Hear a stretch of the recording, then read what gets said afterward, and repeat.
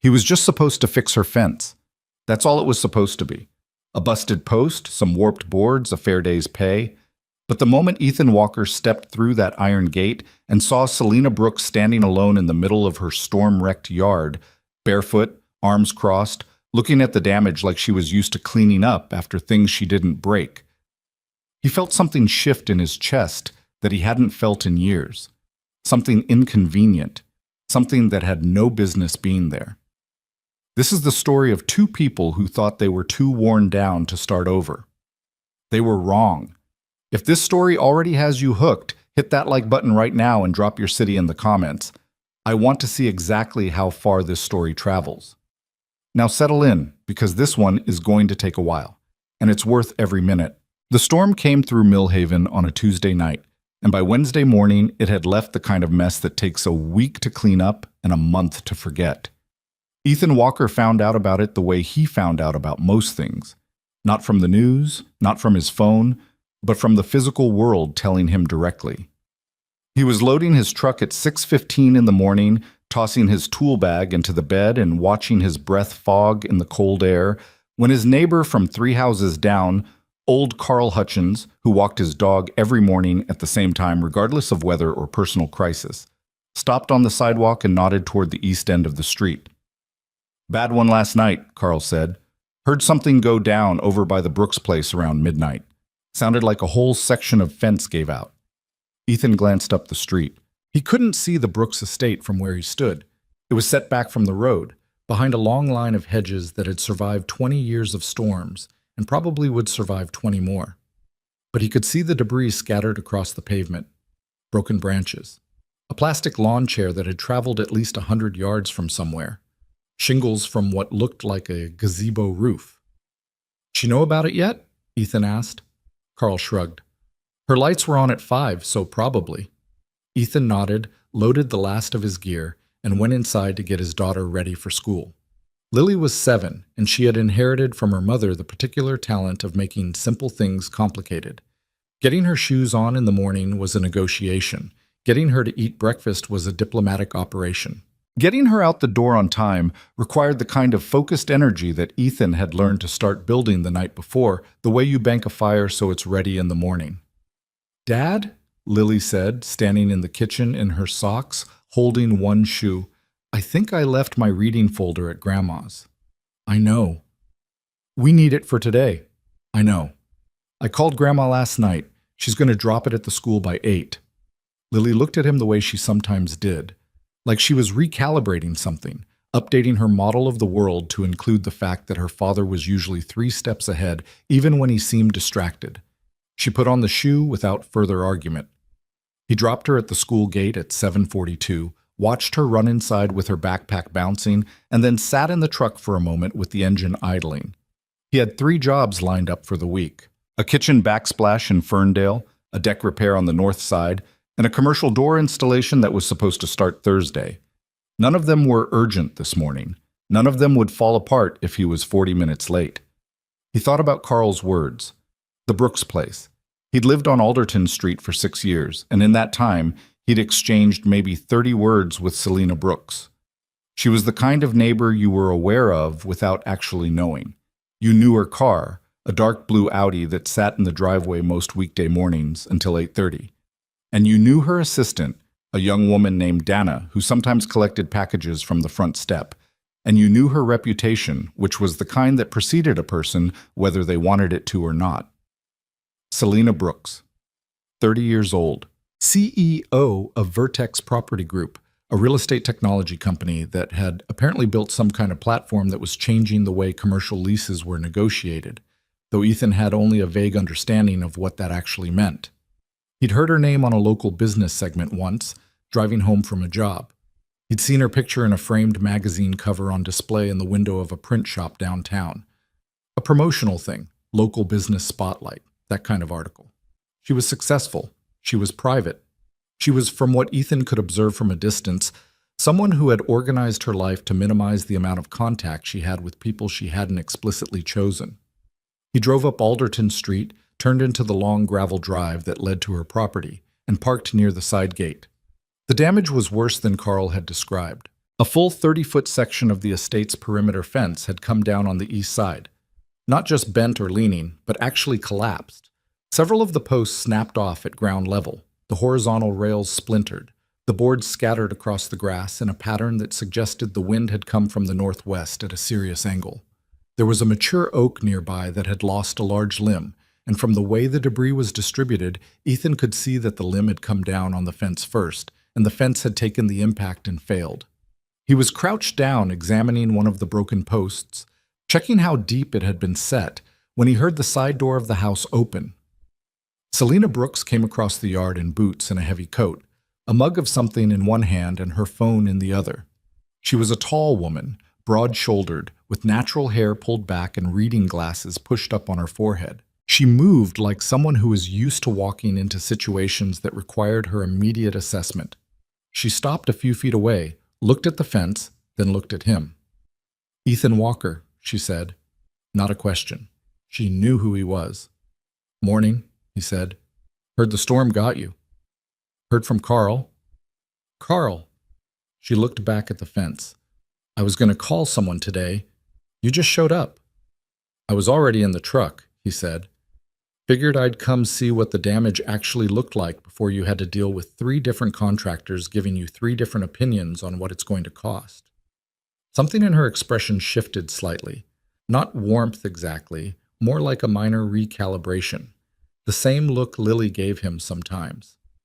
"And what does it actually look like?" "Repairable. Not cheap, but repairable. The posts that snapped were probably compromised before the storm, wood rot at the base. The storm just finished the job." "If you want it done right, you're looking at replacing the whole east section, not just what fell. Otherwise, you'll be doing this again in 2 years." She considered that. She drank from her mug. "How long?" 2 days, maybe 3 if the ground's soft. I need to see what the post holes look like once we clear the debris." "And the cost?" He gave her a number. She didn't flinch, which he noted without comment. "Can you start today?" "I can start in an hour," he said.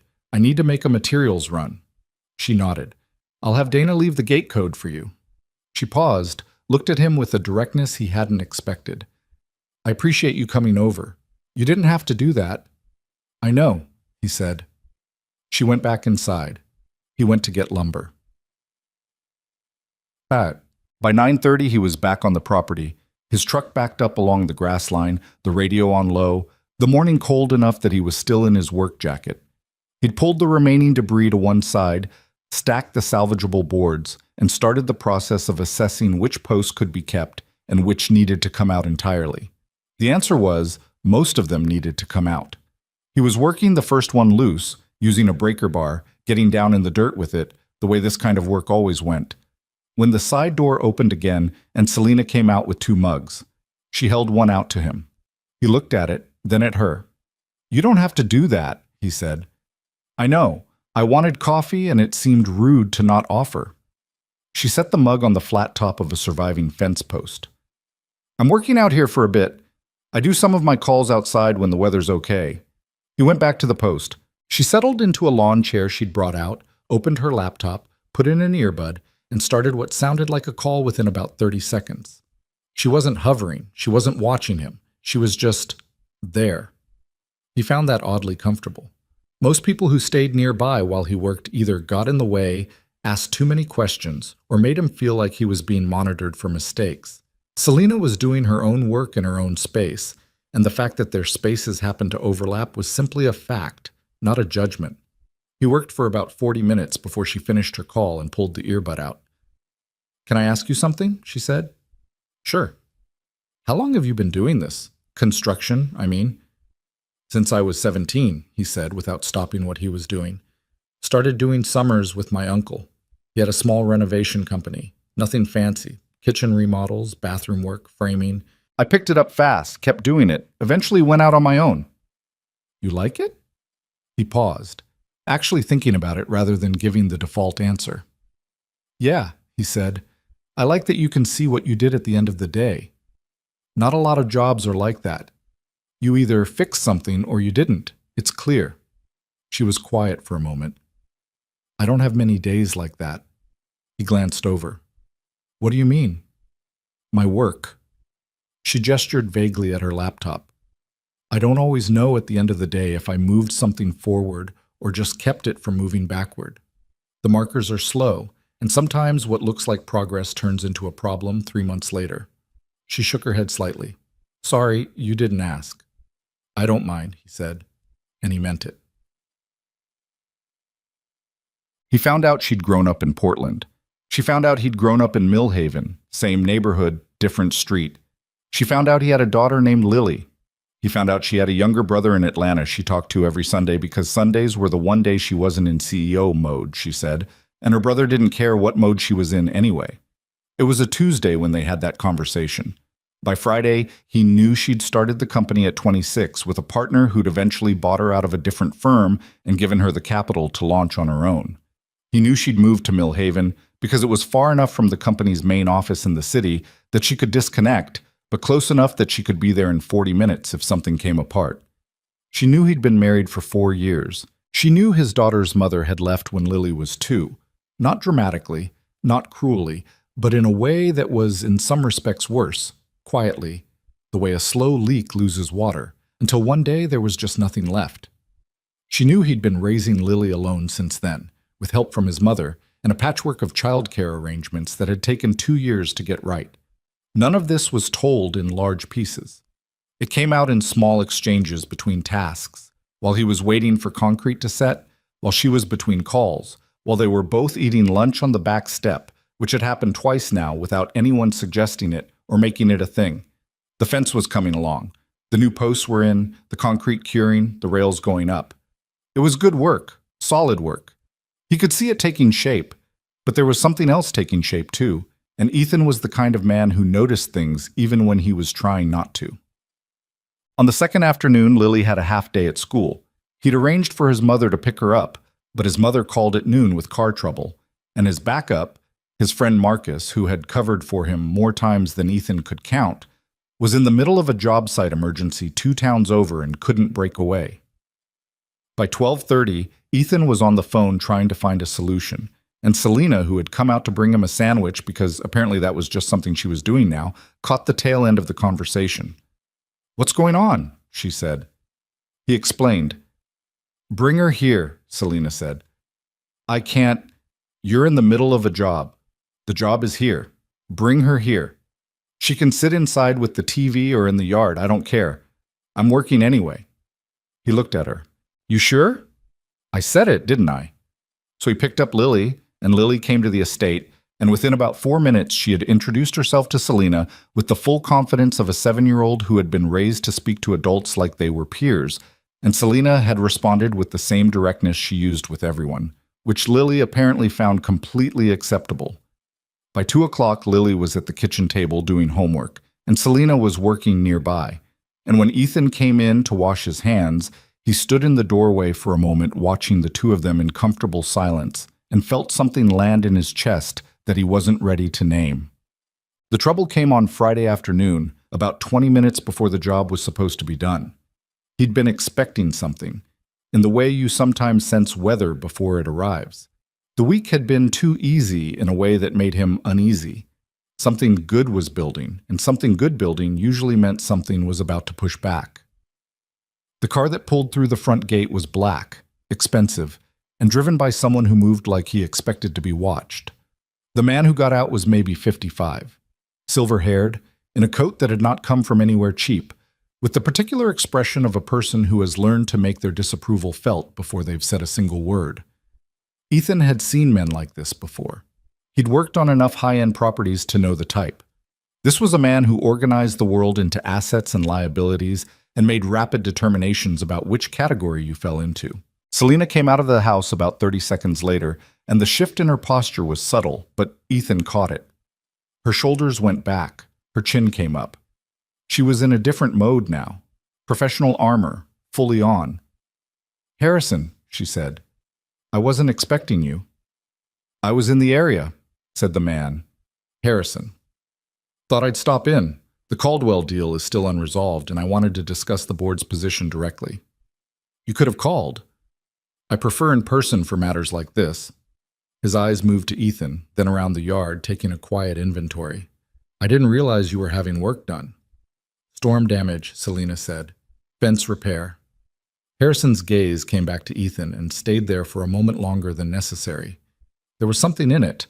Not hostile exactly, but evaluating. Curious in the particular way that is actually suspicion wearing a polite coat. I see, Harrison said. He looked at Selena. Is this a good time? You said you were stopping in, Selena said. That implies you're not waiting for a good time. Ethan turned back to what he was doing, which was attaching the final section of top rail. He could hear them behind him, their voices lowered but not gone, the conversation in corporate shorthand that he couldn't fully follow and wasn't trying to. But then Harrison said something that made Ethan go still. I have to say, Selena, you've been harder to reach this week than usual. I didn't know if it was the Caldwell situation or something personal. A pause. I hope you're not letting things here get complicated. Another pause. He's a contractor, Harrison said more quietly. He's on your property. I'm just noting that the optics, Selena said flatly, cutting him off, of having my fence repaired. Of the arrangement, Harrison said. You're generous sometimes, Selena, to your own detriment. People can tell when someone has influence over you. Ethan drove the last screw in. He could feel his jaw tightening, and he was consciously keeping his hand steady, keeping his movements professional, keeping his face somewhere it needed to be. No one has influence over me that I haven't chosen, Selena said. Her voice had not risen, but something in it had gone very precise. And I'd ask you to be careful with that kind of observation, Harrison. You are a board member, not my manager. I'm concerned about the company's image. Then bring it to a board meeting, she said, with documentation and a specific complaint and your name on the paperwork, not in my backyard on a Friday afternoon. She moved to hold the gate open. I'll have my assistant follow up about Caldwell on Monday. There was a long silence, then the sound of Harrison's shoes on the gravel, moving toward the gate. His car door opened and closed. The engine started. Ethan was still at the fence, tool in hand, not turning around. Sorry you heard that, Selena said behind him. Don't be, he said. He's not... She stopped, started over. He's not wrong that I've been distracted this week. Ethan finally turned to look at her. She was standing with her arms crossed, but not defensively. More like she was holding herself together against a cold wind that wasn't there. There was a tiredness in her face that she hadn't let him see before.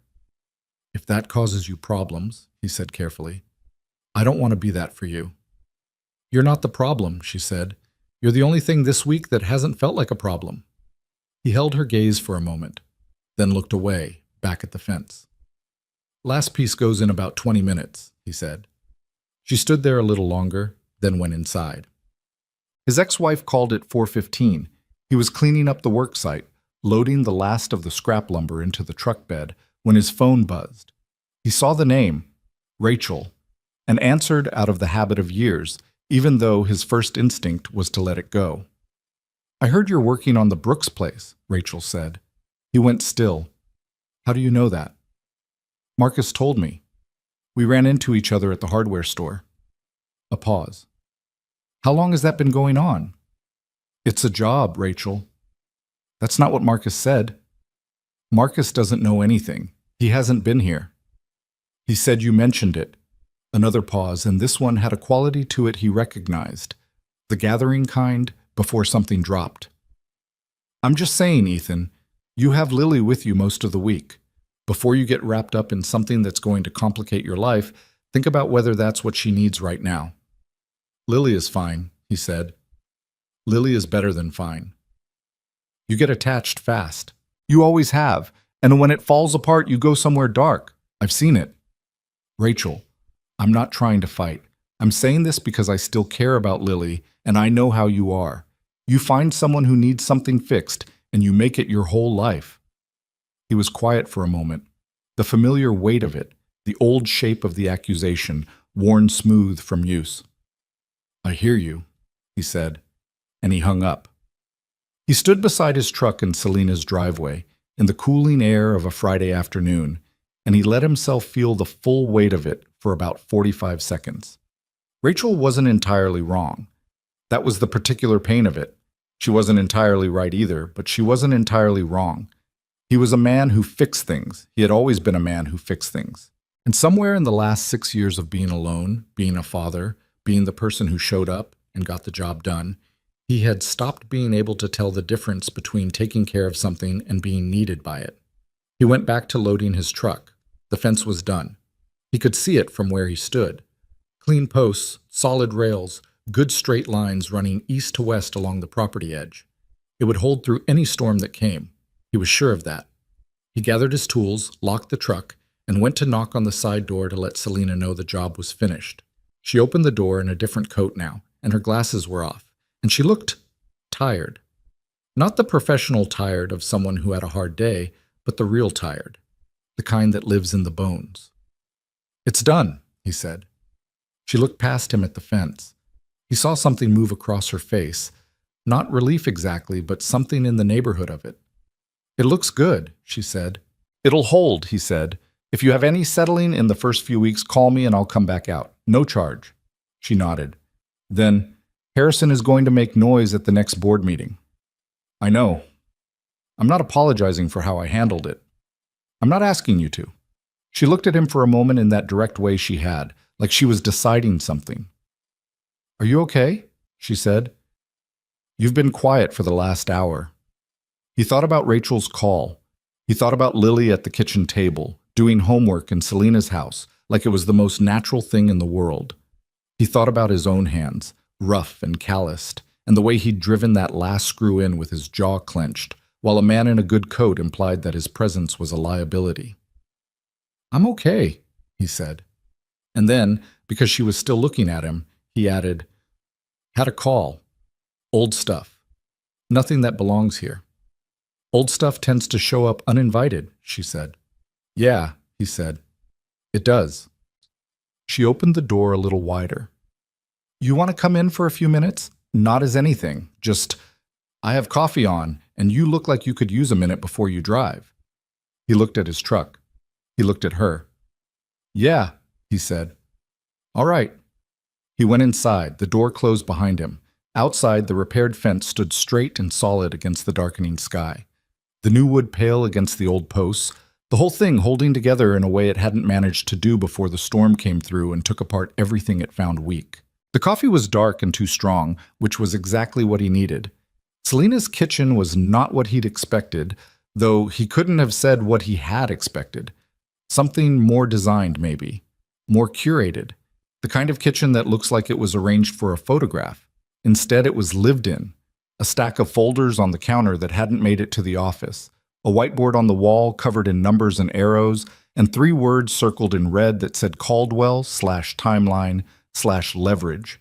A fruit bowl with 1 apple and a lot of empty space, and a post-it on the refrigerator in someone else's handwriting that said, "You forgot to eat lunch again." "Dana," Selena said, following his eyes to the post-it. "She leaves those when she's here. She thinks I'm going to forget how the human body works if she doesn't remind me." "Does it help?" "Sometimes." She poured her own cup and leaned against the counter. "Sit down if you want." He sat at the kitchen table, the same table where Lily had done her homework 3 days ago, and wrapped both hands around the mug and let the warmth work into his fingers. The yard outside was blue with late afternoon light, and the fence ran straight and pale along the property edge, the new lumber still bright. "I keep looking at it," Selena said, nodding toward the window. "It'll weather in," he said. "Give it a season. It'll match." "I know. I'm not bothered by it." She sat down across from him, not the chair at the head of the table, but the one to the side, close enough for a real conversation. "I mean, I keep looking at it because it's fixed. It's just fixed, and it doesn't need anything else from me." He understood that. He didn't say so right away, just turned the mug in his hands. How long had the post been going? "The rot?" She shook her head. "I don't know. I don't look at the fence usually. I look at the fence when something goes wrong." She was quiet a moment. "That's probably a bad habit." "Most people do it that way," he said. "Most people also have someone around to notice before it becomes a problem." She said it without self-pity, just matter of fact, the same way she said most things. But it sat in the room for a second, and they both let it. She asked about the call. Not directly. She didn't press. But she said, "You don't have to tell me what happened earlier, but I could tell it knocked something loose." He thought about deflecting. He was good at deflecting.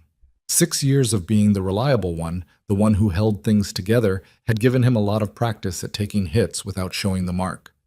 But he was tired of that particular skill right now. "My ex called," he said. "Rachel. She heard I was working here. Someone mentioned it. And she had opinions. She said I get attached to things that need fixing, people, situations. She said I make it my whole life and then fall apart when it doesn't work." Selena was quiet, looking at him steadily, not filling the silence the way most people did. He found he could keep going. "She's not completely wrong," he said. "That's the thing.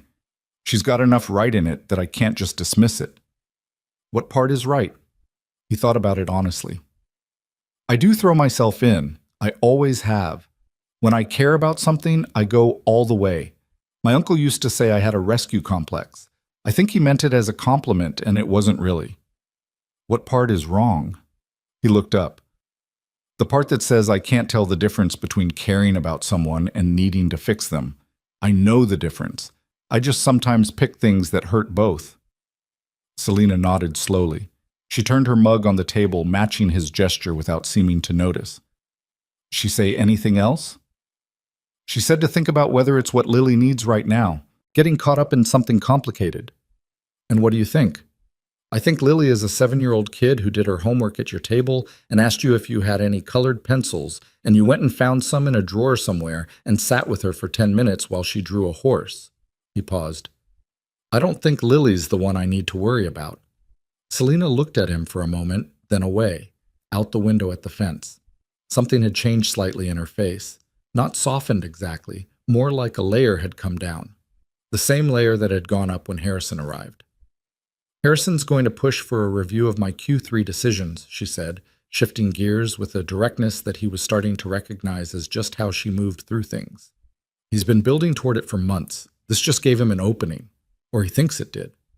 "What are the Q3 decisions?" "I declined 2 acquisitions the board wanted. I thought they were overvalued, and I thought the timing was wrong. I still think that. But when a CEO is a woman and she says no to a deal, some people stop asking if she's right and start asking if she's emotional." He set down his mug.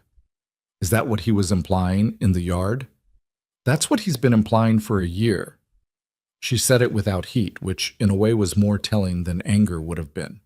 The heat had burned down a long time ago, and what was left was just the plain knowledge of it. "He doesn't think I'm incompetent. That would almost be easier. He thinks I'm a liability because of how I look and how I live.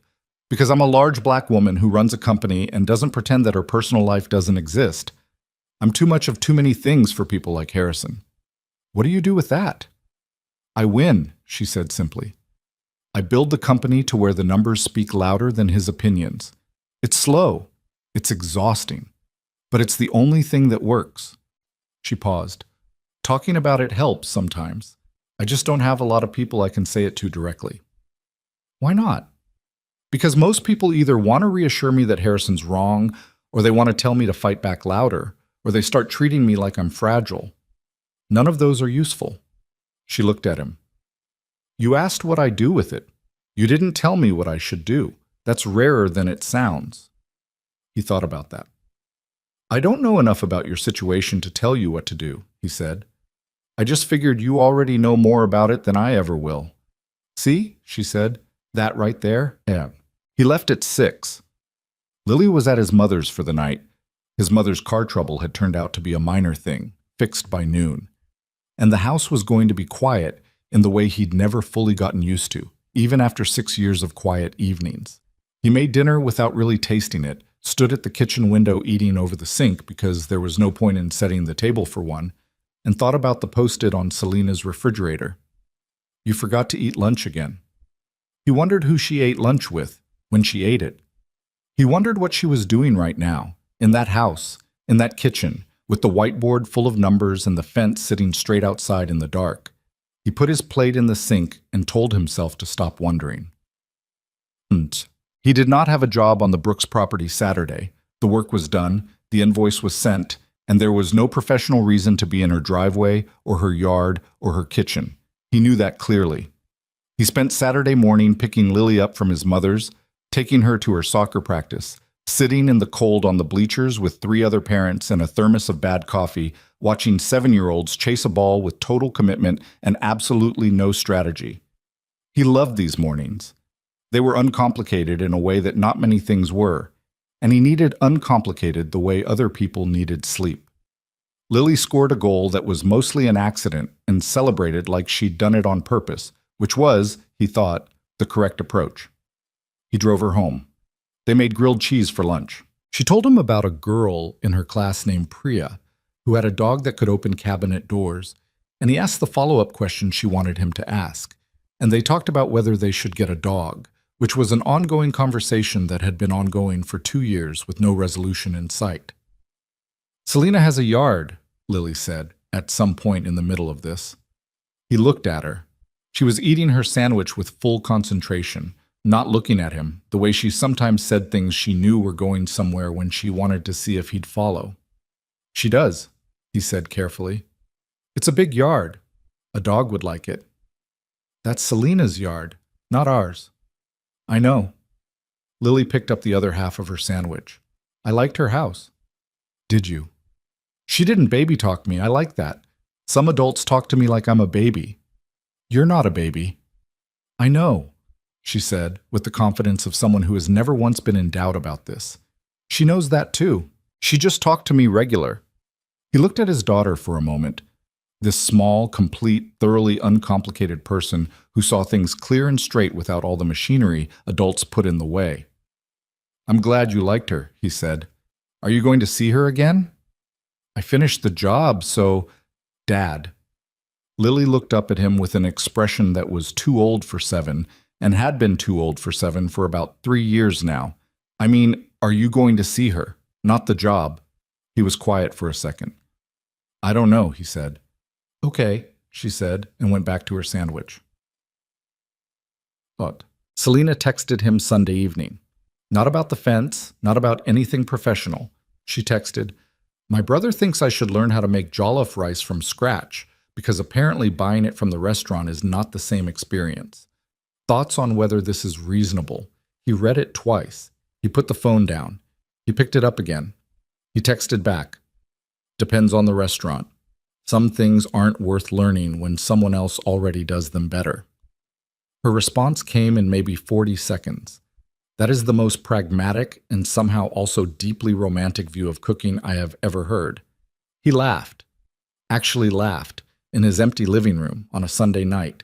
He texted, "Not trying to be romantic, just trying to save you from a bad afternoon in the kitchen." She sent back, "Too late? Already bought the tomatoes. If this goes badly, I'm blaming you."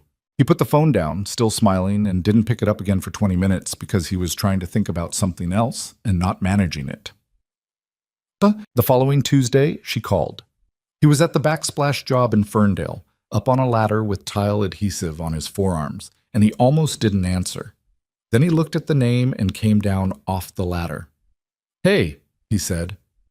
"Are you busy?" "I'm working. Give me 2 minutes." He stepped outside into the weak November sun and leaned against his truck. "Harrison filed a formal complaint with the board," she said, "last night. He's claiming my decision on the Caldwell acquisition was made under personal duress and that my judgment may be compromised." Ethan was quiet, processing that. "Can he do that?" "He has the board wait to call for a review, yes. He can't remove me unilaterally, but he can make the next 60 days incredibly unpleasant." "What does personal duress mean in this context?" A short pause. "He implied I've been spending significant time with someone I hired, and that it's affecting my professional clarity." The words landed flat and hard. He stood there with the phone to his ear and let the full shape of it settle in. Harrison had seen him in the yard for maybe 10 minutes and had built something out of it. Something that now had his name in a formal complaint document attached to a woman's professional record. "Selena," he said. "I need you to know I'm not calling because I want you to do anything," she said quickly.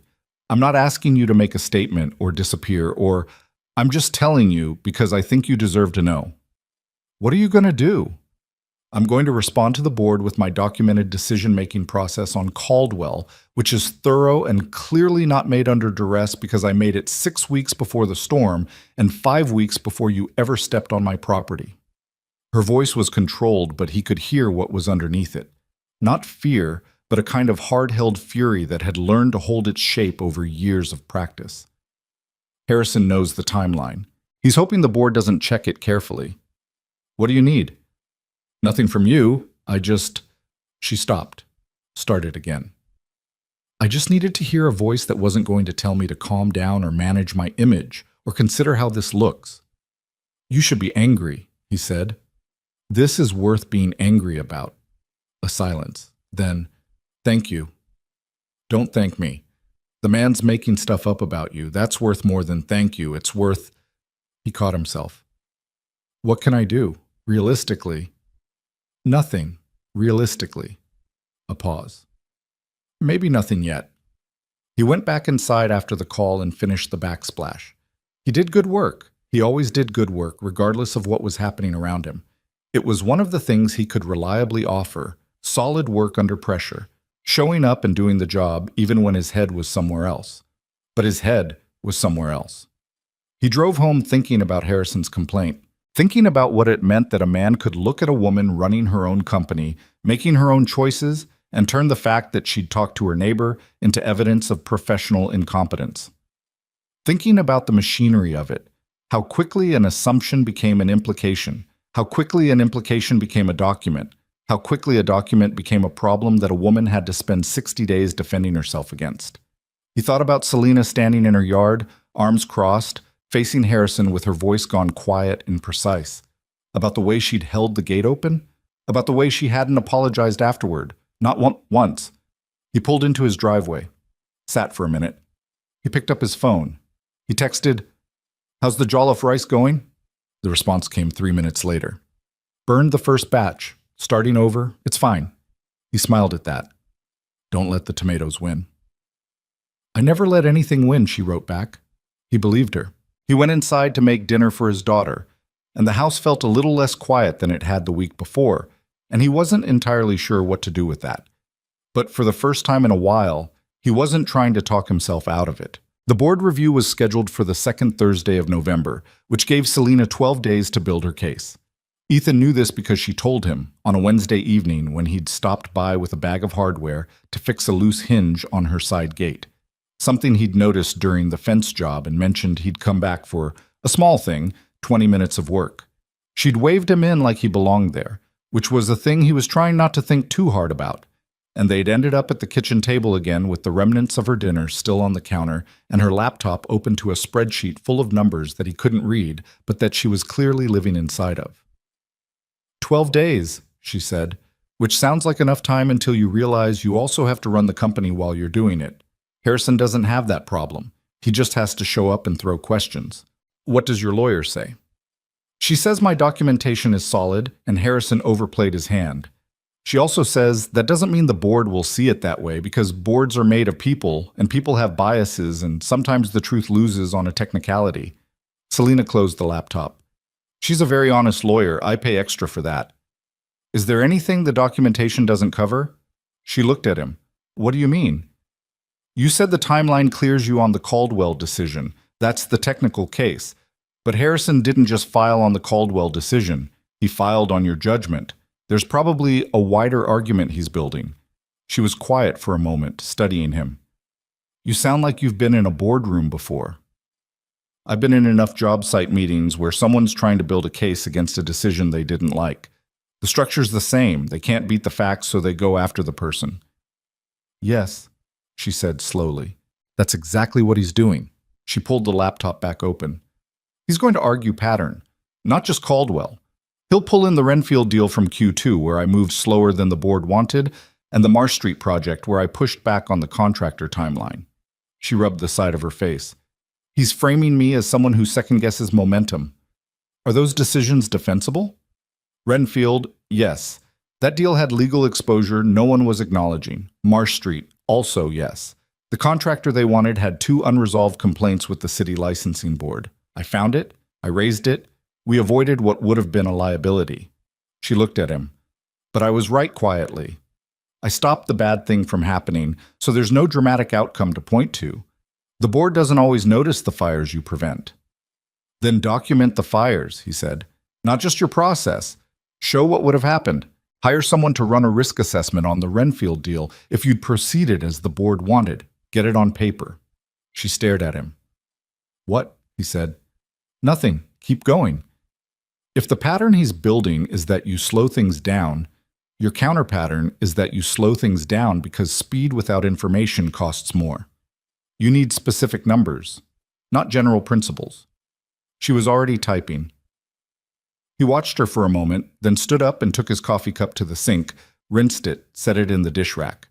When he turned around, she was still typing, fast, the way she moved when she was in the zone, completely present, completely focused, all that intelligence turned in one direction like a light beam. He went to fix the gate hinge and gave her room to work. But he came back inside 40 minutes later to tell her the hinge was done, and she looked up from the laptop like she'd forgotten he was there, and then immediately looked slightly annoyed at herself for forgetting. The risk assessment idea, she said. That's going to be the backbone of the whole response. I don't know why I didn't see it before. You've been living inside the problem, he said. Hard to see the shape of something when you're in the middle of it. Is that from experience? 6 years of being a single parent, he said. You get so close to the immediate problem, the homework, the dinner, the schedule, the money, that you stop being able to see whether the whole thing is actually working. You need someone to stand back and tell you what it looks like from the outside. She was looking at him with that particular stillness she had sometimes. Not staring, just taking him in, the way you read something you want to understand rather than just get through. Lily's lucky, she said. Most days I'm just trying to not screw it up too badly. That's what lucky looks like, she said. Someone trying that hard. He didn't have an answer for that, so he picked up his jacket from the chair and told her he had to get home. And she said thank you for the hinge, and he said it wasn't anything, and the whole small exchange had the texture of something that was careful without being cold. Two people who were aware of the edges without wanting to define them yet. The 12 days passed the way busy days do, faster than they should, leaving the impression of events without all the details. Ethan had his own work, his own schedule, Lily's parent-teacher conference on a Monday evening, where her teacher, a young woman named Mrs. Okafor, told him that Lily was doing very well academically, and that her main observable quality was that she said exactly what she thought at all times with no apparent social filter. Is that a concern? He asked. Mrs. Okafor considered it. It's a quality that will serve her well eventually. Currently, it occasionally surprises the other children.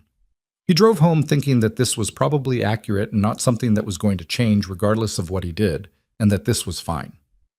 He saw Selena twice in those 12 days. Once when she came over to his side of the street on a Saturday morning, something she had apparently never done before, because old Carl Hutchins stopped mid-walk to stare, to return a level she'd borrowed from his truck without really asking, having needed it to hang something and having assumed, correctly, that he wouldn't mind. The second time was an evening walk that turned into a conversation on the sidewalk in front of the hedges, standing in the cold for 45 minutes while Selena talked through the board presentation structure, and Ethan asked the kind of flat, practical questions that she said helped her find the holes. You should have been a lawyer, she said. I don't like sitting still that long, he said. They talked about other things too. He told her about the deck job on the north side, which had turned complicated because the homeowner had decided mid-project that he wanted a built-in bench added, and the homeowner's wife had decided she wanted the whole thing in a different color, and these two decisions were in conflict in ways the homeowner had not yet acknowledged. She laughed at this, a real laugh, not the polished professional version, something that had gravel in it. People always know what they want after they see what they asked for, she said. Every time, he said. She told him about her brother Marcus. Different Marcus from Ethan's friend, she had clarified the first time she mentioned him, which had caused a brief confusion, who was a high school history teacher in Atlanta and had an opinion about everything and delivered those opinions with complete confidence, regardless of whether he knew anything about the subject. He told me last week I was handling the board situation wrong, she said. I asked him if he had any experience with corporate governance. He said no. I asked why he was giving advice. He said because he loves me. I told him that's not actually a qualification. What did he say? He said it was the most important qualification. She shook her head. And then I agreed with him, which is incredibly annoying. Brothers are like that, Ethan said. He didn't have one, but he understood the principle. Do you have siblings? A sister, in Phoenix. We're close, in the way you're close when you grew up together and now live separate lives. We talk enough. She sends Lily things for her birthday that are always slightly too old, like she's guessing Lily is growing faster than she is. Does Lily mind? Lily loves it. She thinks her aunt sees her as basically an adult. Selena smiled at that. The streetlight caught the side of her face, and Ethan looked at the hedges. Go get warm, he said. You've got the board thing in 3 days. I know. She pulled her coat tighter. Thank you. For the sounding board. And the hinge and all of it. You built the case yourself, he said. I just asked questions. That's not nothing, she said. She went back through the gate. He walked home with his hands in his pockets and the cold air moving across the street and the feeling, persistent and inconvenient, that something was happening that he hadn't chosen and couldn't stop and wasn't sure he wanted to. The board meeting was a Thursday. He was on a job site, doing the door installation that had been pushed twice, working with his subcontractor Phil, a quiet, competent man who had worked with Ethan for 3 years and who asked no questions about anything unrelated to the task at hand, which Ethan valued deeply. At 11:17, he felt his phone buzz in his pocket. He was holding a door frame and couldn't check it. At 11:49, he had a break and pulled it out. It's done. They accepted the risk assessment framework. Harrison's formal complaint has been noted but tabled pending no further concerns. I gave a 40-minute presentation and answered questions for another 20. My hands didn't shake. I'm counting that as a win. He typed back, It was always going to go that way. The documentation was solid. Her response, You say that like it was certain. It wasn't certain. He thought about that. No. But you were ready. That made the odds good. A longer pause this time. Then, I'm getting lunch. Real lunch. Sitting down. Dana is making me. Good, he typed. Eat something. He put the phone away and went back to work. And he was smiling in a way that Phil definitely noticed and definitely did not comment on, because Phil was a professional. The problem with Harrison, the real problem, the one that didn't go away when the board meeting went right, was that he didn't stop. Ethan found out on a Saturday, not from Selena, but from a name in his contacts he hadn't expected. He was in the lumberyard, walking the aisles for a project he was pricing, when his phone rang and the name on the screen was Dana Reyes, Selena's assistant, who had put the gate code in his phone during the fence job and apparently kept the number. I don't normally do this, Dana said, without introduction or preamble, in the voice of someone who has made a decision and is moving before they can unmake it. But I think you should know something. He stopped walking. Okay. Harrison has been making calls to people in the professional contractor networks around Millhaven, asking about Ethan Walker, his work history, any complaints, any professional issues. A pause. I heard about it from my cousin who works at a supply company. Someone called asking about you specifically. Ethan stood very still in the lumber aisle with the phone against his ear and felt something cold move through him that wasn't the November air. When? He said. This week, after the board meeting. Dana's voice was tight. I don't think Selena knows. I think he's trying to find something he can use later, or just trying to put pressure on the situation. I don't know which. Does he know who you are in this conversation? No, and I'd like to keep it that way. Understood. He thought for a moment. Dana, has he talked to anyone at the company about me? Directly? Not that I know of. Not yet. She paused. I know this isn't your problem officially, but I thought you deserved to know someone's going through your professional record. After she hung up, he stood in the lumber aisle for another minute, a 2x6 in his hand that he wasn't seeing. He had a clean record. 14 years of work, no unresolved complaints, 2 licensing certifications and a general contractor's license that he'd maintained without interruption. There was nothing for Harrison to find, he knew that. But that wasn't the point. The point was that Harrison was willing to go looking, which meant Harrison had decided that Ethan was part of the problem to be eliminated, not a person, a complication in a power structure, something to be investigated and discredited or, failing that, made uncomfortable enough to go away. He put the 2x6 back on the shelf and drove to Selena's house. She opened the door in work clothes, mid-Saturday, clearly still in the middle of something, reading glasses on and a pen in her hand. She looked at his face and the pen lowered. "What happened?" she said. He told her. He said it plainly, without drama, the way Dana had said it to him.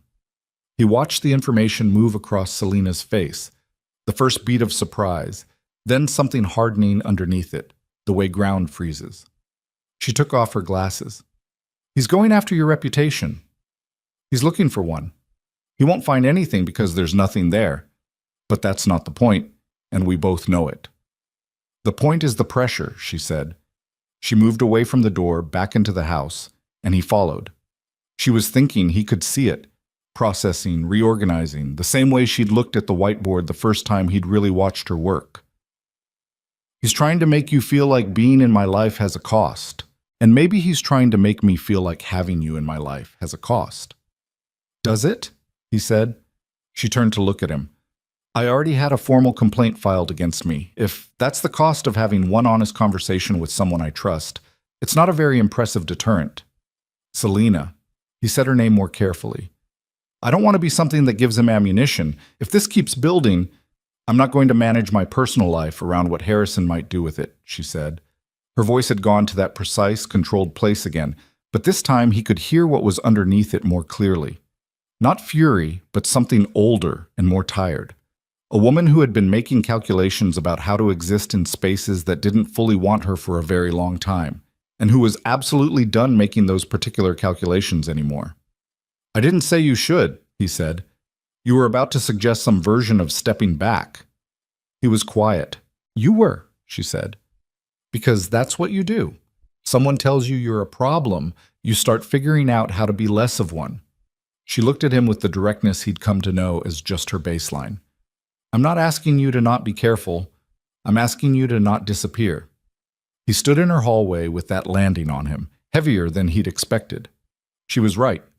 He'd come over here half prepared to say something responsible and measured about distance, about not complicating her situation, about letting the professional things stay professional until all this was settled. He told himself it was for her sake, and some of it was, but some of it was the other thing, the old reflex, the one Rachel had named, the one that moved toward the exit before anyone could decide he was the problem. "I'm not disappearing," he said. "Good," she said.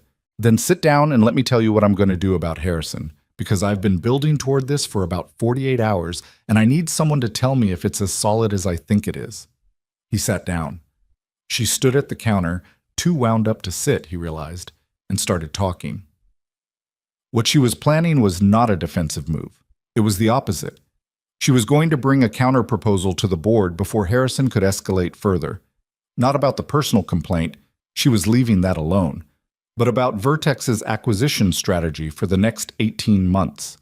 A full presentation, numbers and projections, built on the risk framework she'd already established. Not a defense. A vision statement. Something so clearly forward-looking that any board member paying attention would see Harrison's maneuvering for what it was. A backward argument from someone who didn't like where the company was going. "If I give them something to vote for instead of a fight to adjudicate," she said, "I take the oxygen out of whatever he's building." Ethan listened to the whole thing. He asked 4 questions, the kind that pushed at the weak points, and she answered 3 of them solidly, and the 4th one gave her pause. "That's the gap," he said. "The 18-month timeline assumes a market rate environment that isn't guaranteed." "I know, I need a contingency scenario." She was already writing. "Slower growth track with the same strategic logic." "If you have 2 tracks and both of them work, you're not locked in. Harrison can't say you're betting the company on one outcome." She looked up from what she was writing. "You would have been a very good CEO, you know that?" "I don't want to be a CEO," he said. "I want to build things." "Same skill set, different output." "Different lifestyle," he said. "I don't want to spend my Saturdays doing this." "And yet," she said, with something that was almost a smile. "And yet," he agreed, Outside, the afternoon light was going, and the fence sat solid and pale along the property edge, holding the boundary between her world and the wider one. They worked for another hour at the kitchen table, her writing, him reading drafts and asking questions, both of them drinking coffee that went cold and got replaced. And at some point, the shape of the evening shifted from problem-solving into something quieter. Something that didn't need to be named or decided on, just allowed. When he finally left, walking back up Alderton Street in the dark, he thought about what she'd said. "I'm asking you to not disappear." He turned it over in his mind the whole walk home, the cold air against his face, the neighborhood quiet around him. He had spent 6 years being steady, being the one who showed up, being reliable in a way that, somewhere along the line, had started to mean being invisible, present but not present, there but not there, available for everyone else's needs in a way that had hollowed out some space inside him that he hadn't figured out how to fill. He was not going to disappear. He went home and checked on Lily, who was asleep with her arm thrown over a stuffed elephant, and he stood in her doorway for a moment in the dark. Then he went to bed, and for the first time in a long time, he slept without waking in the middle of the night. Selena presented to the board on a Tuesday. Ethan didn't know the exact time it started. She hadn't told him, and he hadn't asked, because that felt like the right amount of space to hold. He was at a job in the east part of town, a bathroom renovation that had turned into a structural problem behind the walls, the way bathroom renovations often did, and he was pulling out rotted subfloor when his phone buzzed at 2:14 in the afternoon. "It's done. Same room, different outcome. Call you later." He read it twice, set the phone down on a clean section of floor, and went back to work. She called at 6:30 when he was in the truck outside his mother's house, waiting to pick up Lily. 4 board members asked questions about the contingency scenarios, she said. Harrison asked one question and it was a bad one. It showed he hadn't read the full document. One of the other members actually pointed that out. Not me. Him. A pause. The board approved the strategic framework as presented, pending standard quarterly review. "That's a good outcome," Ethan said. "It's not a complete outcome. Harrison is still on the board. He's not going anywhere. But he spent political capital on this fight and came out with nothing, and the other members saw that." She was quiet for a moment. "It's not over, but today was solid. You built a good case." "We built a good case," she said. He didn't argue that. "How do you feel?" A longer pause than he expected. "Tired," she said. "The real kind. Not the kind you push through. The kind where you've been running on adrenaline for 2 weeks and now the adrenaline stopped." Another pause. "And something else. Like I've been fighting to prove I belong in a room I built with my own hands, and I won the argument again, and I'm glad. But I'm also so tired of having to make the argument." He sat with that. "Yeah," he said. "That kind of tired doesn't go away after one good day." "No," she said. "It doesn't." Lily came out the front door of his mother's house, backpack over one shoulder, waving at him through the windshield. He held up one finger. "I have to go get Lily," he said. "Go," Selena said. "And Ethan, thank you for all of it." "Get some sleep," he said. He hung up and watched Lily run toward the truck and felt the two things sitting side by side in his chest. The relief for Selena and the weight of what she'd said. Tired of having to make the argument. He knew something about that. Not the same argument, not the same room, but the same underlying exhaustion of constantly proving you were worth taking seriously. Lily got in and immediately started telling him about something that had happened at school involving a misplaced art project and a fire drill at a critically bad moment, and he drove home listening to every word. December came in cold and clear. Ethan had more work than he could comfortably handle, which was the good problem, the one he preferred to its alternative. He had a kitchen renovation in Ferndale that was going to run through the new year, a small commercial build-out for a local business that had hired him based on a referral, and a steady stream of smaller repair jobs that came in through word of mouth, the way they always did when winter arrived and people noticed the things in their houses that were only getting worse. He and Selena settled into something that didn't have a clean name.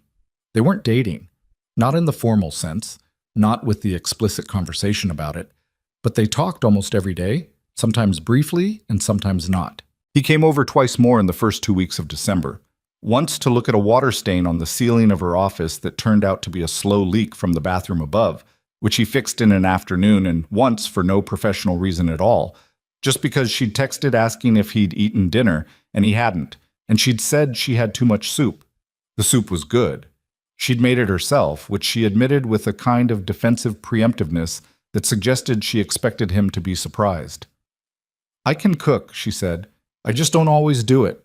"I didn't say anything. You had a face." "I didn't have a face." "You had a face like you were recalibrating something." He ate the soup. It was genuinely good.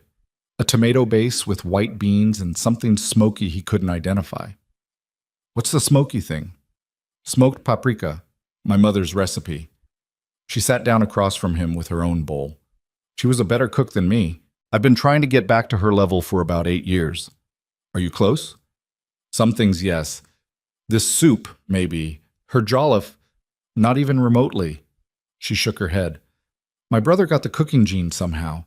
It skipped me and then doubled back for him." "Is your mother still—" "She passed 4 years ago," Selena said. Not with the careful delivery of someone saying it for the first time, but the practiced steadiness of someone who has said it many times and made a kind of peace with the saying. She didn't get to see the company really take off. She saw the start of it. She thought it was going to be fine. A pause. She was usually right about things. "My dad's gone too," Ethan said. 8 years. He was the kind of man who fixed things. I think I got that from him. He looked at his soup. He never said much about feelings or any of that. He just showed up and did the work. I used to think that was the model. Show up, do the work, that's how you prove you care. And now? Now I think showing up is necessary but not sufficient, he said.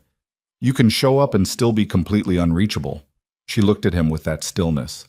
Was that you? With Rachel? He considered. Some of it. I was there. I worked hard. I was a good provider, technically. But somewhere in all the showing up, I stopped talking. I stopped letting her know what was actually happening inside. He turned his spoon in the bowl.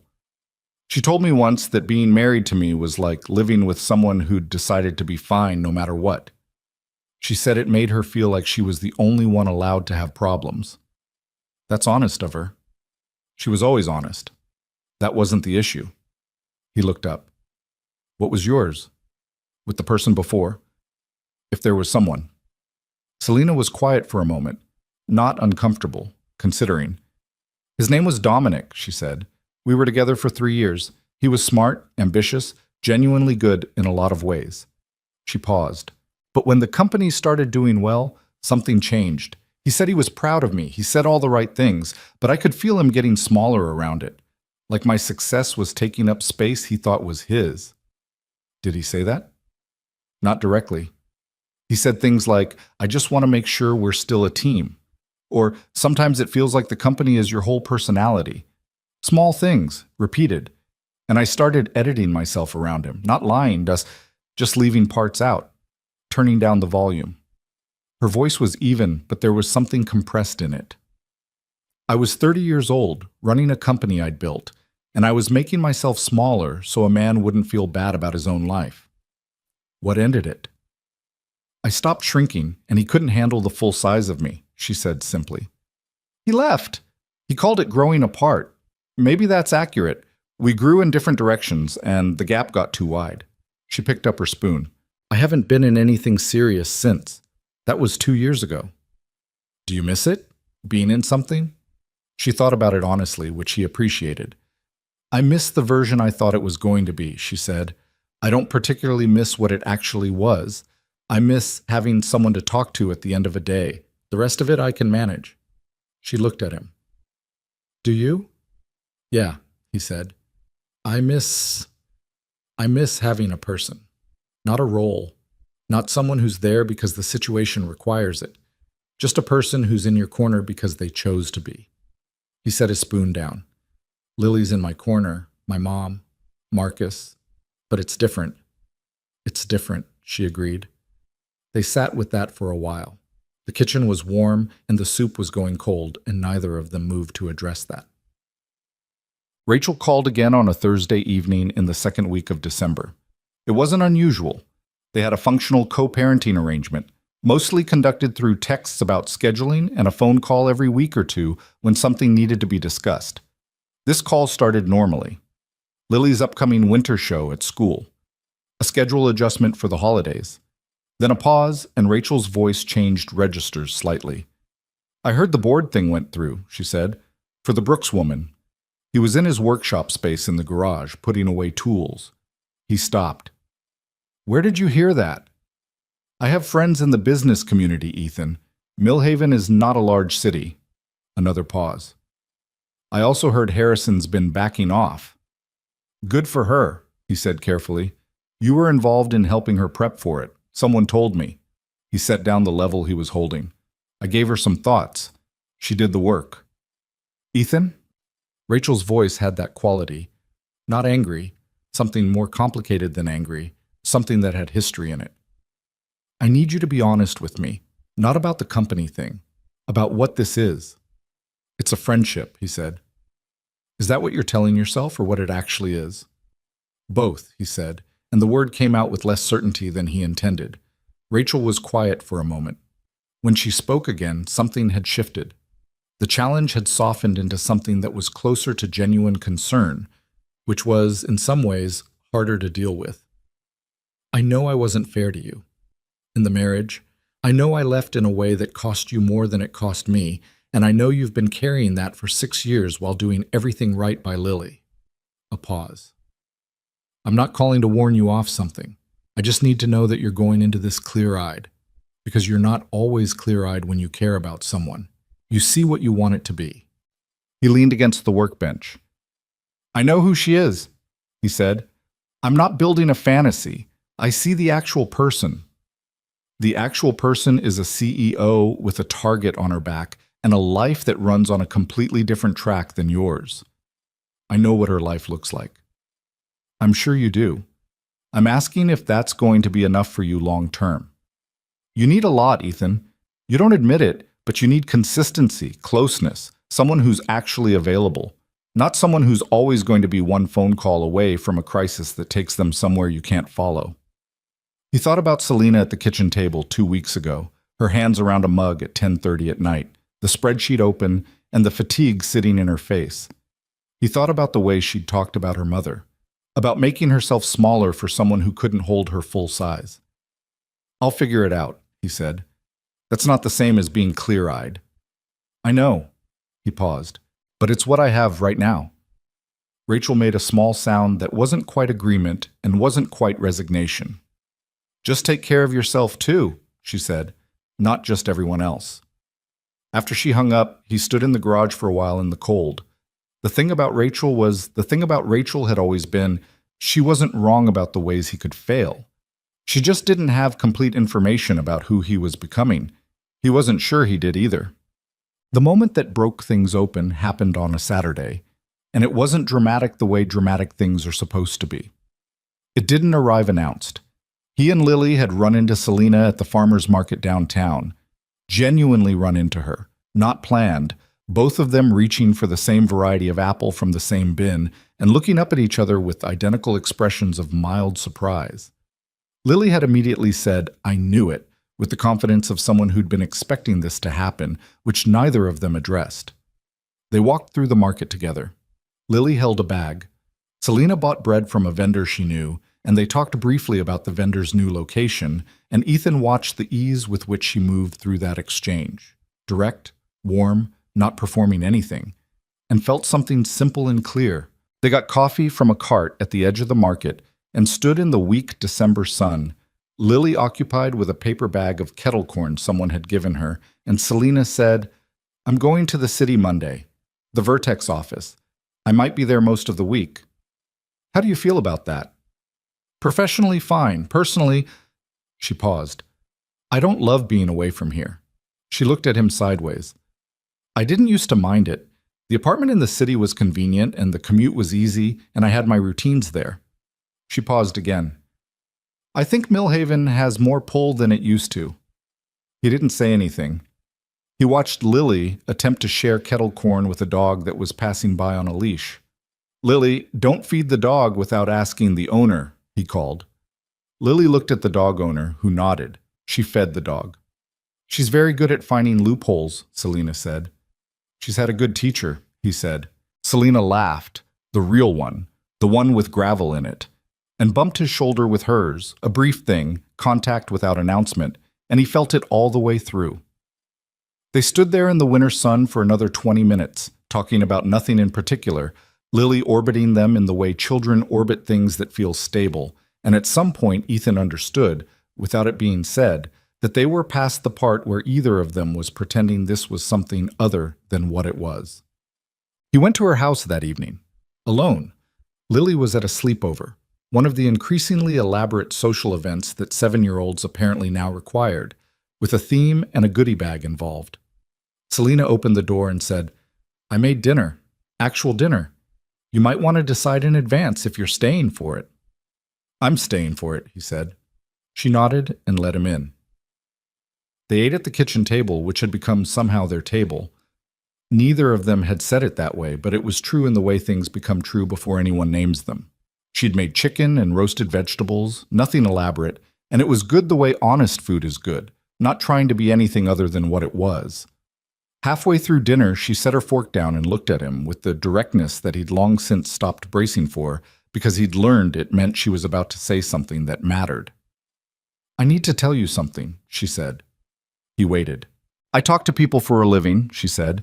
"I negotiate, and I present, and I make arguments for things I believe in. I'm good at words in professional context." She paused. "In this context, I'm not as good, so I'm going to say it plainly, and I'm asking you to hear it plainly." "Okay," he said. "I don't know exactly what this is," she said, "and I've been in my head about the ways it could get complicated. Your life, my life, the difference in what we carry, what Harrison might do with it, what people assume when they look at us." She met his eyes. "And I'm tired of doing that calculus. I'm tired of running the risk model on my personal life the way I run it on an acquisition. Some things don't have a risk model." "No," he said, "they don't."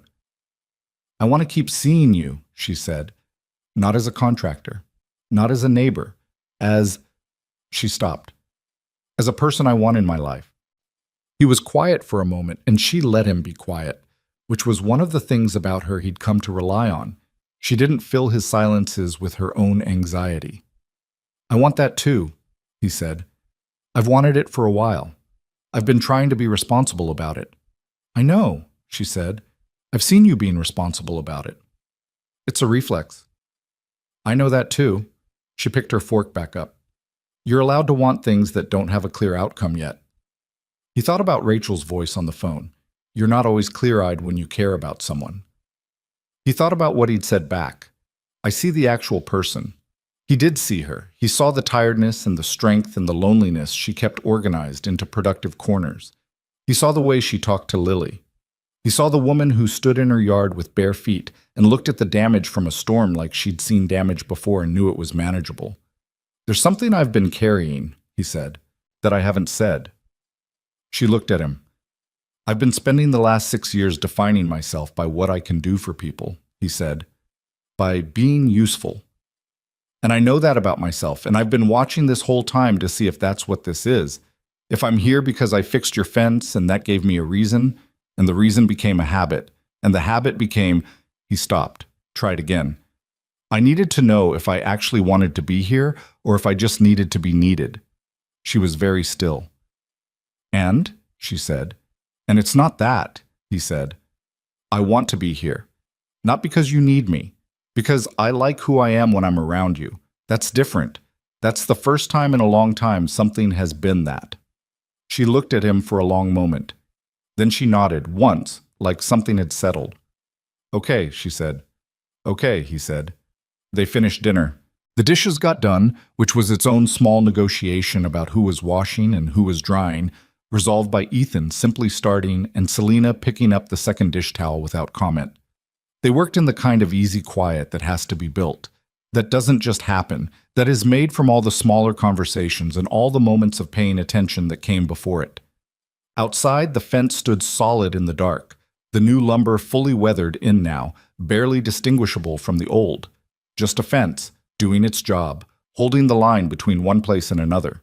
It had stopped being a recent repair and become simply a part of the property, a part of the landscape, a thing that was there and reliable and no longer needed thinking about, which was, Ethan understood, exactly what good work was supposed to do. December moved the way December always does in Mill Haven, faster than you planned for and slower than you wanted, the days short and cold and full of the particular busyness that the end of a year brings, whether you're ready for it or not. Ethan finished the Ferndale kitchen renovation on a Wednesday, 3 days before Christmas.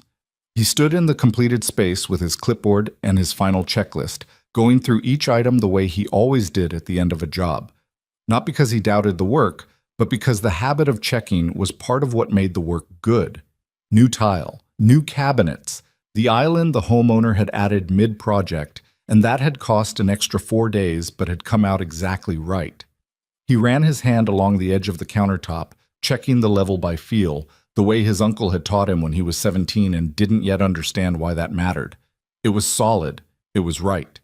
He could leave it, and it would hold. The homeowner, a woman named Patricia, mid-60s, who had hovered for the first week and then gradually relaxed as she understood that Ethan was not going to cut corners, came into the kitchen and stood with both hands pressed together in front of her mouth, looking at the space with the expression of someone seeing something they'd imagined for a long time finally made real. "It's exactly what I wanted," she said. "Glad it worked out," he said. "No, I mean it's exactly what I wanted, which almost never happens. You pay for something and you get something close, or something different that you learn to like. This is just exactly right." He wrote up the final invoice at her table, and when he handed it to her, she didn't look at the number before she said, "Whatever you need for the next project, I've already told 3 people your name." She paused. "You're a rare kind of person, Mr. Walker. You do what you say you're going to do." He drove home thinking about that. You do what you say you're going to do. It was meant as a compliment, and he took it as one. But somewhere on the drive home, he also felt the underside of it. The way a life built entirely on reliability could become a life where reliability was all you were. Where the work was good and the word was good, and the person behind it was somehow still waiting to be seen as more than the sum of the jobs he'd completed. He thought about what Selena had said on one of the evenings in early December, sitting at the kitchen table with her tea and the rain coming down outside. You build things that last, but you act like you're surprised when someone wants to keep you around after the job is done. He hadn't had a good answer then. He was still working on one. Christmas at his mother's house was loud in the way family Christmases are when the alternative, quiet, measured, manageable, is not something anyone actually wants. His sister flew in from Phoenix with her husband and their 2 kids, who were 8 and 11 and had not yet learned to modulate their energy indoors, which Lily found electrifying. His mother cooked too much food and then worried it wasn't enough. Marcus came by in the evening with a bottle of something and stayed for 3 hours talking about nothing in particular, which was exactly what that kind of evening required. Ethan sat in his mother's living room at 9 o'clock at night, watching Lily and his niece and nephew do something involving a card game that had apparently acquired new rules no one had written down, and his mother sat beside him and said without preamble, in the way she said things when she'd been waiting for the right moment for a while, "Tell me about the woman on your street." He looked at her. "How do you know about that?" "Lily told me," his mother said. "Lily tells me everything. That's why I always ask her first." "Lily is 7. "Lily is perceptive," his mother said. "She said you smile different when you talk about her. Lily's words." He looked at the card game.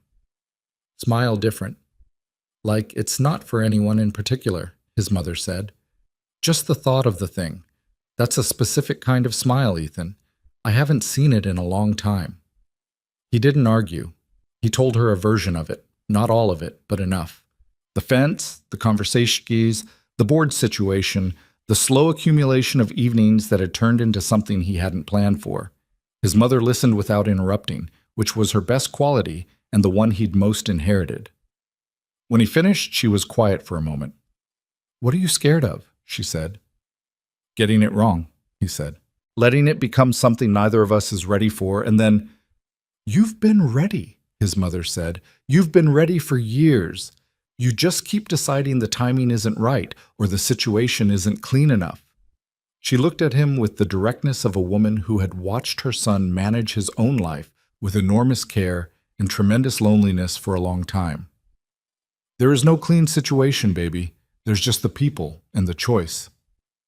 He thought about that for the rest of the night.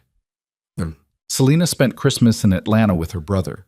She texted him on Christmas morning, just a photo of what appeared to be a truly catastrophic jollof rice situation in someone's kitchen, with the caption, "He tried to teach me. We're getting takeout." He laughed and texted back, "Merry Christmas." She sent back, "Merry Christmas, Ethan." And then, after a pause, "Coming home Thursday." He sent back, "Good." Just that one word. But he felt her read it the way he meant it. She came home Thursday, and they had dinner at his house for the first time. It had been her suggestion, lightly made.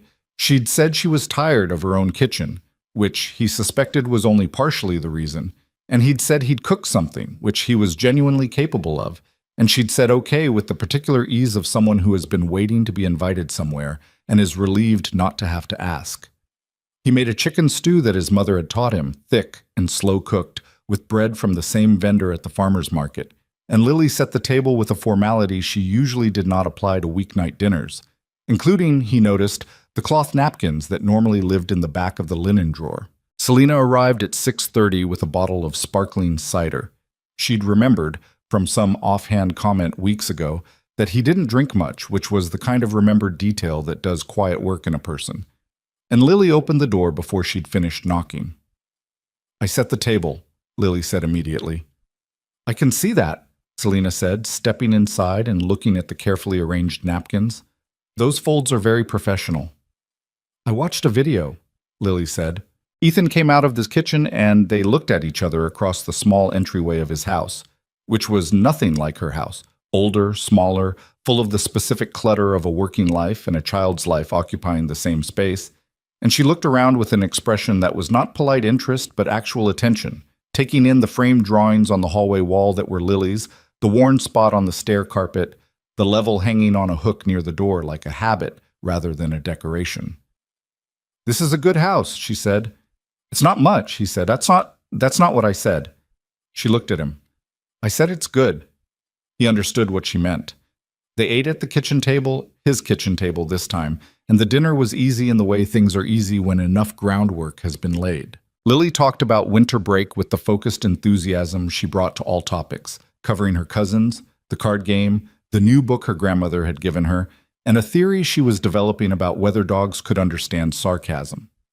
Selena engaged with each topic with genuine interest and without condescension, asking follow-up questions that Lily visibly appreciated, and at some point Ethan stopped eating and just watched the two of them talking and felt something so specific and clear that it was almost startling in its simplicity. This was what he wanted, not an idea of something, this actual thing, right here, at this table. After dinner, Lily went to bed with minimal negotiation. She was tired from the week and she had, in her characteristic way, assessed the situation and decided that this particular evening required her to be cooperative. Ethan came back to the kitchen to find Selena already washing the dishes, which she was doing with the confidence of someone who had found where things lived and decided to use that information. "You don't have to do that," he said. "You cooked," she said. "That's how it works." He picked up the dish towel. They did the dishes in the same easy quiet they'd found in her kitchen 3 weeks ago, the same rhythm, and when the last pan was dry and put away, she turned and leaned against the counter and looked at him with the kind of stillness that meant she was getting ready to say something direct. "What are you thinking?" she said. "I'm thinking this felt normal," he said. "And I don't mean ordinary, I mean the right kind of normal, like it fit." "It did fit," she said. "That scares me a little," he said. "Not because I want it to stop, because I want it to continue, and I don't know what that looks like yet, practically. Your life runs on a different track than mine. Your work pulls you in directions I can't always follow. I have Lily, I have a schedule that doesn't bend very much." "I know all of that," she said. "I know you know it," he said. "I'm saying it because I want to be honest about it before we go further, not to pump the brakes, just to say it out loud so we're starting from the same place."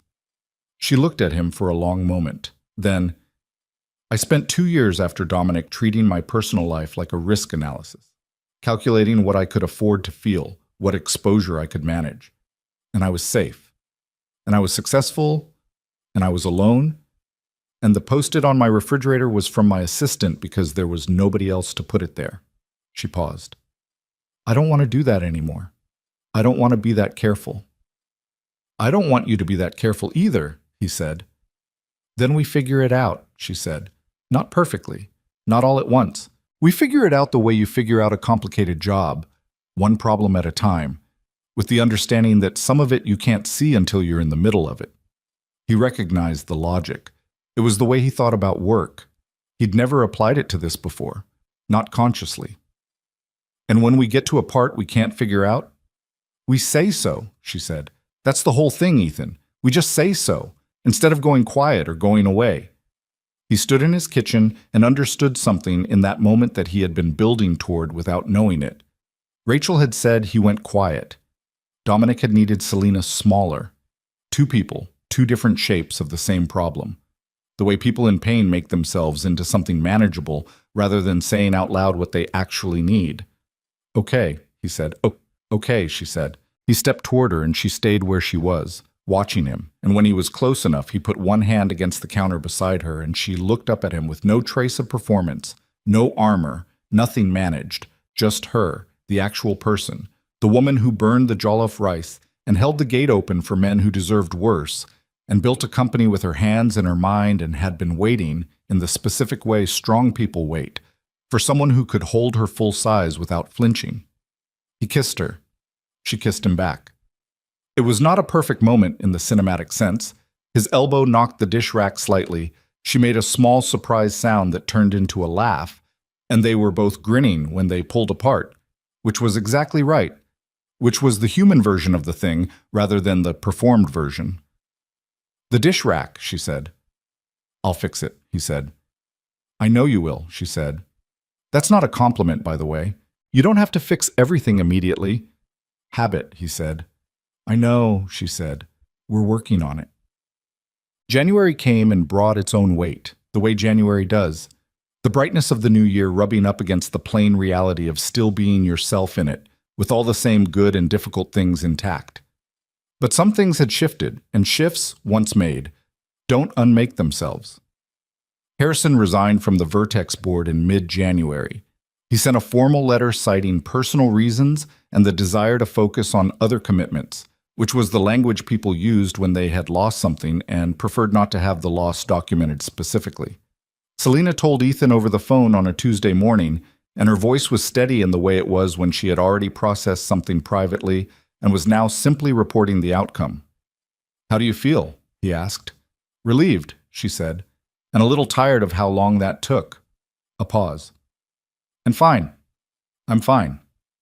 Good fine or managing fine? Good fine, she said. Actually good. Another pause. I want to take the team out to dinner Friday. Dana and the senior staff.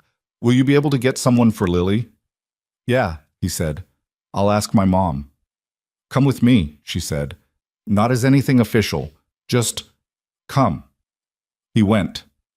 He sat at the end of a long restaurant table with a group of people who had worked hard for something and were celebrating it, and he was quiet in the way he was comfortable being quiet. And Selena moved through the table, talking and laughing and holding the room with the ease of someone who had earned the space she occupied. And at some point she caught his eye from across the table and held it for just a moment, not saying anything, just seeing him there and being glad about it. He was glad too, though. February brought the frost. Millhaven got cold properly in February, the kind of cold that made people check their pipes and their insulation, which meant Ethan had more work than he needed and a schedule that was running 2 weeks behind by the middle of the month. He was managing it. He always managed it. But there were evenings when he came home too tired to be good company for anyone, sat at his kitchen table eating whatever Lily hadn't finished, and stared at the wall for a few minutes before his brain came back online. Selena noticed. She was observant in ways that she didn't always announce, and one evening she came over unannounced, something she had started doing occasionally in the way that people do when a place has started to feel like somewhere they can go, and found him at the kitchen table staring at a cold cup of coffee, and she sat down across from him without asking if it was a good time. When did you last take a day off? She said. Define day off, he said. No jobs, no tools, nothing broken that you're fixing. He thought about it. Thanksgiving, technically. Ethan, I know. You're running yourself into the ground, she said. Not angry, just stating it the way she stated things, clearly and without decoration. February is always like this, he said. It balances out. I'm not asking about February in general. I'm asking about you specifically. She leaned forward slightly. You know what I've noticed? You're good at taking care of things. You're bad at taking care of yourself, and I don't mean in a self-destructive way. I mean in the quiet way where you just keep going because stopping feels like failing. He looked at his coffee. That's accurate. So stop, she said. Saturday, do nothing, or do something that isn't work. I'll take Lily for the morning. She's been asking me to show her how the Vertex website works, which I'm choosing to interpret as an early interest in real estate technology rather than just an excuse to use my computer. He smiled tiredly. She's going to redesign your whole platform. I know. I'm looking forward to it. She looked at him steadily. Take Saturday. Sleep in. Go for a walk. Exist somewhere that isn't a job site. You don't have to manage me, he said, not with edge, just honestly. I'm not managing you, she said. I'm telling you what I see because that's what we said we'd do. Say the thing instead of going quiet. She paused. I see someone who keeps giving and doesn't know how to receive, and I'm asking you to let someone take something off your plate for one day. He sat with that. Okay, he said. Okay, she said. Saturday. He took Saturday. He slept until 8:30, which was late by his internal clock, but felt like an act of genuine recovery. He made eggs at a pace that had nothing to do with efficiency. He went for a walk along the river path that ran through the east side of Mill Haven, a place he knew well but hadn't been to in months, and he walked slowly and looked at the water and thought about nothing in particular, which was harder than it sounded and which he had to consciously practice for about 20 minutes before his brain stopped making lists. He thought about his uncle, who had taught him the job, who had said once, on a lunch break at a job site years ago, that the best craftsmen he'd ever known were people who knew when to stop working. The ones who can't stop, they get sloppy, his uncle had said, not from being bad at the job, from not knowing the job isn't the whole thing. He'd been 17 and had not fully understood what that meant. He was 32 and was starting to. Spring arrived the way it arrived in Mill Haven, tentatively at first, a few warm days embedded in the cold like a promise, and then more decisively, the ground softening, the hedges putting out new growth, the quality of the light changing from the flat gray of winter to something with depth and direction. The fence had completely weathered in by March. Ethan noticed it on a morning when he was walking up Alderton Street toward Selena's gate, and he stopped for a moment and looked at the east side of the property. The new lumber he'd put in the previous November was indistinguishable now from the original sections. The same weathered gray-brown, the same weight, the same look of having been there for years. It had found its place in the larger thing and stopped announcing itself. He stood there looking at it for a moment and felt something he couldn't fully name. Satisfaction, probably, but deeper than the usual end-of-job satisfaction. This was different because the fence wasn't just a completed project anymore. It was part of a place he came to, a place where a life was being built in the slow, imperfect, real way that things actually get built. Selena opened the side gate before he knocked. I saw you from the window, she said, looking at the fence. It weathered in, he said. She looked at it. It did. A pause. You're proud of that. I'm glad it holds, he said. She looked at him with something that was quiet and certain, the same expression she'd worn when she'd said okay across his kitchen table in December, the expression of someone who has stopped hedging and started choosing. Come in, she said. I have coffee. He followed her through the gate. Lily was inside. She'd been dropped there an hour ago while Ethan had a morning meeting with a new client. And she was at the kitchen table with Selena's laptop and an expression of deep concentration, annotating what appeared to be the Vertex Property Group website with suggestions written in a notebook beside her. She found 3 places where the navigation doesn't make sense, Selena said, going to the coffee. She's right, Lily said, without looking up. The search function is buried. She's not wrong, Selena said, pouring 2 cups. I told Dana this 6 months ago. Ethan sat at the table. Lily shifted her notebook slightly to show him. He looked at her annotations. Neat, specific, each one with a brief reason. He looked at his daughter, who was 7 years old and had walked into this house 5 months ago to do homework, and had gradually, in the way children do things, made it partly her own territory without anyone deciding that was going to happen. Good catches, he told her. She should pay me, Lily said. She's not wrong about that either, Selena said, sitting down and pushing a mug toward Ethan. I'll put it in the budget. Lily closed the notebook with satisfaction. There were still hard days. That was the thing that didn't get said enough in stories like this one. The idea that things get figured out and then stay figured out. That once you name the thing and choose the thing, the complications dissolve. They didn't. They redistributed. There was a week in March when Selena was in the city 4 days out of 5, and Ethan was handling a job that had gone sideways. A contractor he'd subcontracted had missed a deadline and created a cascade of problems that cost him time and money and 3 nights of bad sleep.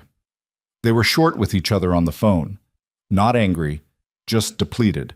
2 people running on the fumes of their own separate stresses, trying to be present for each other and not quite managing it. On Friday night, she came back from the city, and they sat on the back step of her house with their coats on because neither of them had the energy to go inside, and Ethan said, "That was a bad week." "Yes," she said. "I was bad company." "I wasn't great either." She turned her coffee cup in her hands. "I kept wanting to call you, and then thinking you were already dealing with too much." "I kept wanting to call you and thinking the same thing." They sat with the circular stupidity of that for a moment. "We could just call," he said, "even when it's not good. Maybe especially then." "Yes," she said. "That would be the obvious solution that we both failed to do." "We're working on it," he said, which was the phrase she'd used back in December and which had become, quietly, a thing between them. A shorthand for the acknowledgement that growing was a process and not an event. "We're working on it," she agreed. The spring night settled around them and they sat there in the dark, not solving anything else, just being 2 imperfect people being honest about the week they'd had, which was more than either of them had managed for a long time before they found each other, and is, when you look at it plainly, a great deal. But there is a particular kind of story that ends with everything solved. The obstacle cleared, the villain removed, the couple together, the music swelling toward a credit sequence. This is not entirely that story, though it contains some of those elements. Harrison is gone, and the company is standing, and the fence has weathered in, and Ethan and Selena have said the true things to each other in a kitchen and on a back step and on a sidewalk in the dark. But what matters more, what the story is actually about, if you look at what it was doing underneath all the surface events, is 2 people learning to be visible. Ethan Walker spent a long time being defined by his usefulness.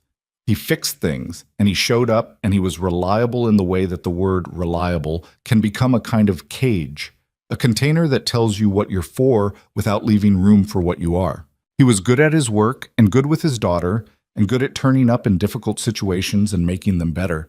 And somewhere inside all that goodness, there was a man who had stopped believing he was worth showing up for when there was nothing to fix. Selena Brooks spent a long time being defined by her achievement. She built something real, and she defended it, and she refused to apologize for the space she occupied, and all of that cost her what it costs.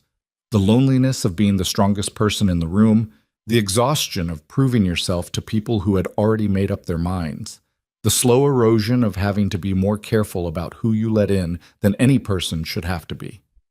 2 people carrying 2 different shapes of the same wound. The wound that comes from the world telling you what it wants from you so loudly and for so long that you forget to ask yourself what you want for you. What the fence job started, what the coffee and the late evenings and the questions and the board fight and the kitchen table and all of it built toward was simply this: 2 people deciding one small, honest moment at a time to stop disappearing. Not perfectly, not without difficulty, Not without the week in March when they were both too tired and too proud and failed to just pick up the phone. Not without the old reflexes, Ethan's toward invisible reliability, Selena's toward managed distance, surfacing in moments of stress and having to be named and worked through, but choosing it repeatedly, the way you maintain good work, not by doing it once and expecting it to hold forever, but by coming back to it, checking the joints, making the small repairs before they become large failures. On a Saturday in late April, Ethan was at Selena's property doing something that was not a paid job. He'd noticed in March that one of the original fence sections was starting to show the same early signs of rot that had made the east section vulnerable the previous fall. He'd mentioned it, and she'd said, "Fix it when you have time." And he'd said, "I'll get to it." And on this particular Saturday morning, with the spring light coming in clean and the air warm enough to work without a jacket, he was getting to it. He was replacing 2 posts in the south run when Lily appeared with a glass of water and the dog-eared notebook she used for everything. "Selena says lunch in an hour," Lily said. "Tell her an hour and a half," he said. "This second post is trickier than I thought." Lily wrote that down in the notebook. She looked at the fence. "Why do fences rot?" "Moisture," he said. "Water gets into the wood, especially at the ground. If the post isn't pressure treated and the drainage isn't good, it just slowly breaks down from the inside. So it looks okay on the outside, but it's already going bad?" He looked at her. "Yeah," he said. "That's how most things go bad, actually." "That's kind of sad," Lily said. "It's also why you check," he said. "You don't wait for it to fall down. You look at it regularly and you catch it before it gets too far." Lily considered this with the seriousness she brought to things she was deciding to understand. She wrote something in her notebook. "What are you writing?" he said. "Notes," she said. "About fence posts?" "About things," she said, and went back inside. He worked for another 40 minutes, the sound of birds in the oak tree above him. The spring day settled and easy around him. He heard the kitchen door open and close, and then Selena appeared with her own coffee, in a light jacket, and she sat in the same lawn chair she'd used the previous November when he'd been doing the original work. Different season, same spot. The chair had been out all winter, and had a slight lean to it now that it hadn't had before. But she sat in it with the ease of not noticing or not caring. She didn't say anything for a while. She watched him work. He worked. "You know what I keep thinking about?" she said eventually. "What?" "Harrison's face when I told the board that the Renfield risk assessment showed 42% potential liability exposure if we'd proceeded." She smiled at the memory, not unkindly, but with complete satisfaction. He'd been on that board for 6 years, and he hadn't done a risk analysis that thorough in 2 of them. "Did you enjoy that?" he said. "Enormously," she said. "I'm not supposed to say that." "You can say it to me." "I know." She looked at him. "That's one of my favorite things, that I can say it to you." He set down the post digger for a moment and looked at her, sitting in her leaning lawn chair with her coffee, in a jacket she'd owned long enough that it was starting to show it, completely herself, not performing anything for him or for the situation or for the idea of what a woman in her position was supposed to look like on a Saturday morning. "Can I say something that might sound strange?" he said. "You can say anything that might sound strange," she said. "That's also on the list." "I used to think being seen was about being impressive," he said. "About doing the job well enough that people had to acknowledge it. And I did the job well, but that's not the same thing. Impressive gets you noticed. It doesn't get you known." He paused. "You know me. That's different." She held his gaze. "Yes," she said. "It is." "I just wanted to say that," he said. "Out loud, for the record. I know you," she said, "and you know me, and I'm not tired today. I want you to know that specifically. Not every day is the March week. Some days are just this." "Yeah," he said. "Some days are just this." He went back to work. She stayed in the chair. The spring air moved through the yard and the oak tree put out its new leaves, and the fence ran straight and solid along the property edge, the new posts fresh beside the old ones. The whole thing held together by good work and honest maintenance, and the ongoing choice to keep it standing. Lily came to the door at noon and said lunch was ready, with the authority of someone who had been delegated a task and was taking it seriously, And Ethan put down his tools, and Selena stood up from the leaning chair, and they went inside together. The fence stood in the yard behind them. It had never been just about the wood and the nails. It had never been just about the damage a storm left behind and the time it took to repair it. It was about two people who had been defined for years by what they could withstand, by their resilience, their reliability, their ability to hold things together, finally understanding that endurance alone was not the same as living, and that the real work, the work that mattered past the job, was learning to let someone stand beside you in the yard and not send them home when the job was done. Some things get fixed and stay fixed. Some things require checking and tending and the willingness to come back before the rot goes too deep. The best ones are the kind you don't have to think about maintaining because you want to. Because the thing you've built is worth the effort. Because you can see it clearly from where you stand, and it holds, and it's yours. That is, in the end, what it looked like to be seen. And they were finally, fully, without apology, seen.